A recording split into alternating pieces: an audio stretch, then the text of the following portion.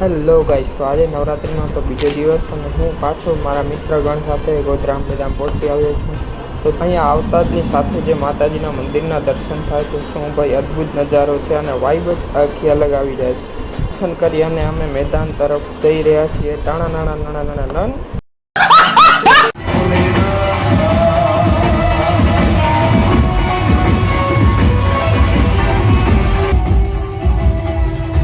ત્યારબાદ અમે ચાલુ ગરબે રમતા રમતા હતા ને સ્કૂટર દોડાવવાનું નક્કી કર્યું. તો જુઓ અમે સ્કૂટર કેવી રીતે રમ્યા.